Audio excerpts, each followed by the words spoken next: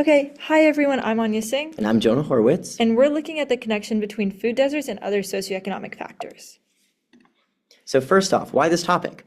Both of us are passionate about public health and using data to improve people's lives. And so we actually both are really interested in earning a master's degree in health systems engineering after we finish our undergrad degree. Additionally, last semester I worked in an ISYE lab where I got to read literature about food deserts and how that impacts community health policy, and was really excited to get my hands on some data with it. And then me personally, I was able to volunteer in rural communities in Georgia and South Carolina with my Boy Scouts troop. And I heard firsthand how people there struggle to afford and obtain not only balanced and healthy meals, but doing this on a consistent basis. All right, so some of our hypotheses related to food deserts. In regards to income, we predicted that counties with higher median incomes would have a lower rate of people who were impacted by food deserts, and as well as the opposite. In terms of obesity, we predicted that counties that had higher percentages of people in food deserts would also have higher obesity rates due to the lack of grocery stores and healthy food around them. Additionally, in regards to SNAP benefits, or people who are low income qualifying for government support with food, we predicted that there would be a higher percentage of people with SNAP benefits that also lived in food deserts or greater than 10 miles from a grocery store.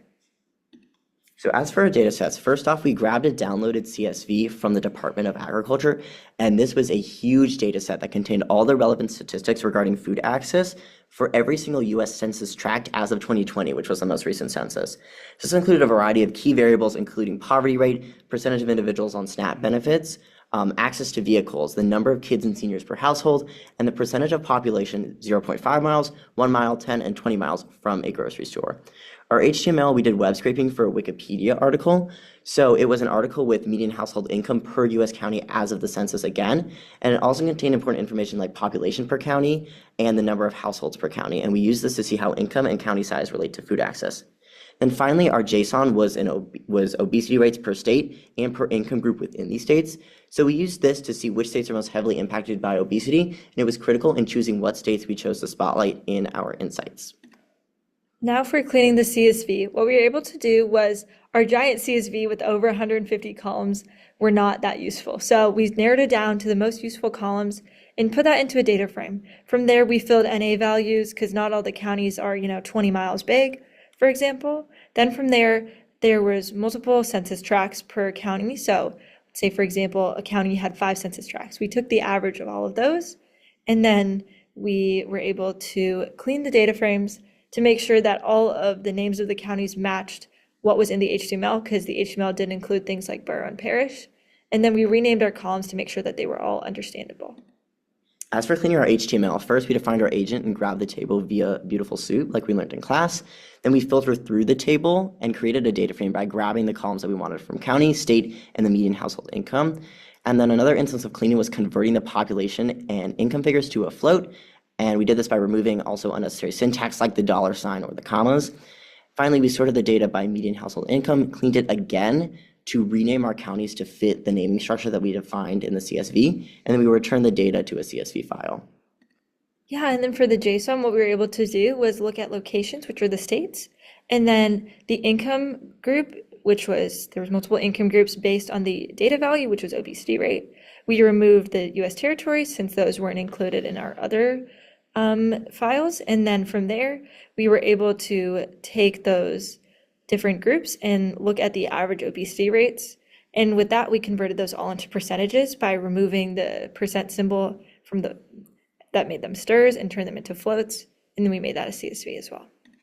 So as for determining our insights, as you can see by our lovely whiteboard, we initially didn't have a clear idea as to what we wanted our insights to show. And we spent a lot of time thinking and ideating to make sure our data was strong and our insights could really tell a story with the data.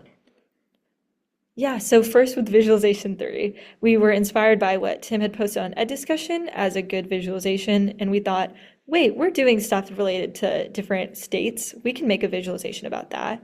So we used Plotly, and we were able to visualize the obesity rate per state. And we chose visualization 3 to show you guys first because this is what actually determined everything else we looked at. When you look at obesity rate, we thought this must be linked in some way. So when we were filtering from 50 states to the most usable 7 states, we looked at kind of the most extreme ends of the most obesity and the least obesity. And then when you're actually on the IMPP file, you'll be able to hover over and actually see the percentage of each state, which we thought was pretty cool. So as for our first insight, we selected those 7 states to highlight based on those obesity rates and geographic diversity. And then we looked at the percentage of households without vehicle, grabbing that from the CSV. And then we looked at also the percent of people greater than 10 miles from a grocery store, which is the USDA definition for food desert status. Then we selected counties greater than average for both of those criteria, returned those averages, and a data frame that contained all those counties. Yeah, and so what that looks like is we had a scatter plot that basically from those 7 states, we were able to look at what states had both an above average amount of people without vehicles as well as people who were in a food desert.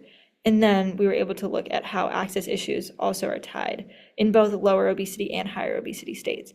Note that with some of these crazy Alaskan outliers, a lot of these areas are so permanently frozen over that they use alternative vehicle methods such as snowmobiles. And then now for Insight 2, what we looked at was the amount of people who were on SNAP versus not on SNAP within the different distances. So half a mile, 1 mile, 10 miles, and 20 miles, looking at if there was a kind of link between people who are low income and also being a further distance from grocery stores. And with that, you're able to see in the rightmost columns that there was a very significant difference between the amount of people on SNAP versus not on SNAP who were more likely to be further distances from stores, between 80 and 90%, which is crazy. And with that, we were able to graph that using a bar chart. And so we were able to kind of see what does that actually look like. And so on the x-axis, you're able to see the different states. And then on the y-axis, the difference between people on SNAP versus not on SNAP and their distance from grocery stores. And for every single state, regardless of high or low obesity, it is very significant the amount of people on SNAP who are much further from grocery stores and face those kind of challenges to get access to food. Now on to Insight 3. What we were able to look at was the comparing CSVs of the number of dependents. So kids and seniors in a household versus the amount of people who are in a food desert more than 10 miles from a grocery store. We made a column to compare that. And then what we were able to do was look at the averages. And what we noticed was that people who are in food deserts oftentimes have this extra burden of having more dependents and fewer financial resources, basically showing that food deserts trap and can harm impoverished communities even more. Insight 4 was our linear regression model, and so the purpose of this model was to attempt to predict a county's average income based on its food desert status, poverty rate, and access to vehicles. So we combined our data and we selected the columns that we wanted to determine the train test split, which was the food desert status, the poverty rate, and the vehicle access. We built the pipeline like we learned in class using the standard scalar model to fit all of the data on a range from 0 to 1 and the linear regression. And then we fit and predicted our values. Then we created our predicted versus actual columns and returned our R-squared score in the data frame. So as you can see, our R-squared score was 0.595, which is not bad. And so we were able to see the actual income versus the predicted income, the numerical difference, and the percent error. Insight 5 was our K&N regression model, which was attempting to predict a county's food desert status based on poverty rate and median household income by comparing it to neighbors. So again, we converted and merged our data sets. We dropped any rows with null values. We fit the K&N model with the desired columns and determined our pipeline with standard scalar and K neighbors regressor with 4 neighbors. Then we created a percent error column to kind of determine the percent error, and then we sorted and returned this data along with the mean absolute error. And so as you can see here, our mean absolute error was around 10, which isn't bad, but it was able to predict about 66%. The mean percent difference between those columns was 66%. Yeah, and so in terms of conclusions, food deserts are not just something caused by one issue, but multiple factors such as poverty, low income status, as well as limited access to vehicles and dependence. Additionally, people in SNAP populations oftentimes have even more increased issues accessing grocery stores, as well as many counties with more dependents also have these issues accessing grocery store and having food barriers. Food deserts are a multifaceted problem with geographic, socioeconomic, and other issues that were very interesting to explore.